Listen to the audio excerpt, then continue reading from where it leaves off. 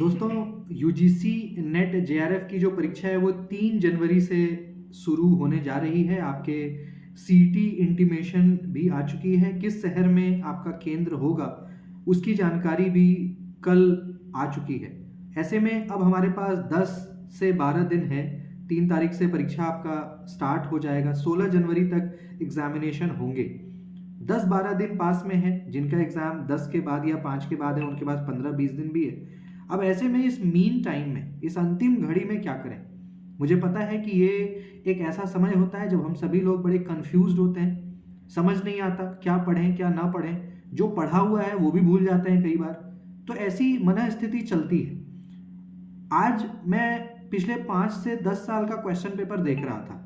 मुझे ऐसा लगा कि इस अंतिम घड़ी में मुझे आप लोगों के लिए एक ऐसी वीडियो बनानी चाहिए जिसमें सारे ही इंफॉर्मेशंस इनकॉर्पोरेटेड हों। सारे टॉपिक्स के बारे में मैं आपको जानकारी दे दूं कि इस टाइम पे आप क्या पढ़ लें कि आपका जेआरएफ हो जाए, नेट हो जाए, पीएचडी हो जाए।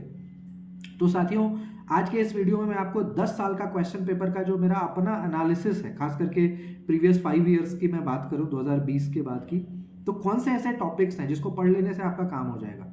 स्टार्टिंग अगर हम टीचिंग एप्टीट्यूड यानी यूनिट 1 से करें तो आजकल कैरेक्टरिस्टिक्स ऑफ टीचिंग पे बड़े क्वेश्चंस आ रहे हैं, यानी शिक्षण के गुण और शिक्षण का उद्देश्य, ऑब्जेक्टिव ऑफ टीचिंग, ये दो चीज। इसके अलावा एडल्ट और एडोलेसेंट लर्नर 2 तरह के होते हैं, एक बालिग एक नाबालिग, दोनों के अपने अपने गुण हैं, उसको देखना बड़ा आवश्यक है। इसके साथ ही साथ कुछ ऐसे फिलोसोफर्स हैं, खास करके ब्लूम, गैगने, डाल्टन, इनको देखने से आपका काम बन सकता है। यूनिट नंबर 1 में मैक्सिमम क्वेश्चंस आपके हो सकते हैं।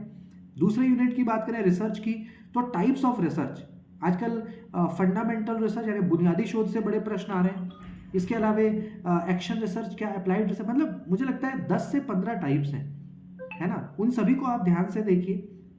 इसके अलावा सैम्पलिंग के 2 टाइप, रैंडम नॉन रैंडम, उसके फिर रैंडम के 5 और नॉन रैंडम के 4। तो सैम्पलिंग को बड़ी गहराई से, और स्टेप ऑफ रिसर्च टोटल 8 है, उसको इन डेप्थ पढ़िए आप। प्लेगरिज्म क्या है, एपीए और एमएलए का एक साइटेशन का स्टाइल देख लीजिए, ये आपको यूनिट 2 में पर्याप्त है। देन कॉम्प्रीहेंशन तो आपको पता है, it is all about practice. Then अगर हम संचार की बात करें तो कम्युनिकेशन में आप कम्युनिकेशन की परिभाषा के साथ साथ संचार के प्रकार, कई सारे प्रकार हैं, upward, downward, formal, informal. Mass communication पे बल डालिए, मास कम्युनिकेशन से क्वेश्चन आ रहे हैं। इसके साथ ही साथ कि मास कम्युनिकेशन से सोसाइटी पे क्या इम्पैक्ट है, ऐसे क्वेश्चंस आपसे पूछे जा रहे हैं स्टेटमेंट असर्शन में।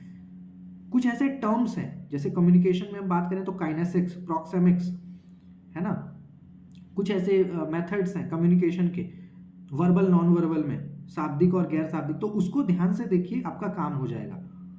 इसके बाद अगर हम लॉजिकल रीजनिंग की बात करें साथियों, स्क्वायर ऑफ अपोजिशन को ब्लाइंड मतलब इन डेप्थ करिए। स्क्वायर ऑफ अपोजिशन, विरोध का वर्ग, कॉन्ट्राडिक्टरी, कॉन्ट्ररी, सब ऑल्टरनेशन, अच्छे से क्या रिलेशन है, क्या परिभाषा है। इसके साथ ही ज्ञान प्राप्ति के साधन, मीन्स ऑफ नॉलेज 6 हैं, 6 के 6 विथ एग्जाम्पल समझिए, और अनुमान को बहुत अच्छे से इन डेप्थ पढ़िए। अनुमान क्या है, अनुमान के प्रकार विथ एग्जाम्पल, उसके डिफरेंट टाइप्स में क्या डिफरेंसेस हैं, और हेतुभाष को समझ लीजिए। इतने से आपका काम चल जाएगा। पर्यावरण की बात करें, millennium development goal, sustainable development goal को बिल्कुल तोते की तरह आपको लर्न कर लेना चाहिए। 25 हैं टोटल, एमडीजी में 7, एसडीजी में 17 प्लस 8 25। तो क्रोनोलॉजी सीक्वेंस में याद कर लीजिए। पॉल्यूशन के टाइप्स को अगर आप देखोगे तो अच्छा रहेगा। और इसके साथ साथ कॉन्वेंशंस, क्योटो प्रोटोकॉल क्या है, मीमांसा कॉन्वेंशन क्या है, सीओपीज क्या है ना, मॉन्ट्रियल प्रोटोकॉल कब आया, कहाँ हेडक्वार्टर है, तो ये चीजें देखिए। प्रोटोकॉल करीब 20 से 25 देख लीजिए जो इंपॉर्टेंट है। हायर एजुकेशन की अगर हम बात करें तो कमीशंस कम से कम 40 देख लीजिए। यशपाल कमेटी में क्या बातें हुई, शर्मा कमेटी में क्या बातें हुई, काकोदकर कमेटी में क्या हुई, नेशनल नॉलेज कमीशन 2005 से 9, इसको देखना ही देखना है। कोठारी कमीशन में क्या हुआ, कलकत्ता यूनिवर्सिटी कमीशन में क्या हुआ, ये देखना है। इसके अलावा आजकल जो स्वयं प्रभा है, तो स्वयं प्रभा में टोटल 40 चैनल है। तो कम से कम स्टार्टिंग के जो 5-10 चैनल हैं उसके नाम, जैसे चैनल नंबर 3 का नाम सारस्वत है, ऐसे ही चैनल नंबर 4 का नाम क्या है, चैनल नंबर 5, तो ये नेम्स आजकल आ रहे हैं मैच दी फॉलोइंग में। स्वयं से क्वेश्चन आ रहा है, स्वयं के टोटल 9 कोऑर्डिनेटर्स हैं, आईआईटी है, यूजीसी है, सीईसी है ना, एनसीईआरटी है, इग्नू है, तो ऐसे 9 कोऑर्डिनेटर्स के नाम, स्वयं क्या है, कब आया। इसके अलावा data interpretation is all about practice, वो हर दिन एक करिए, वो काम आएगा। और रीजनिंग में तो आपको पता ही है, नंबर सीरीज, कोडिंग डिकोडिंग से एक क्वेश्चन आना है, ब्लड रिलेशन से एक क्वेश्चन आना है, बाकी मैथमेटिक्स से पूछा जा रहा है आजकल, boat and stream, time and distance, simple interest.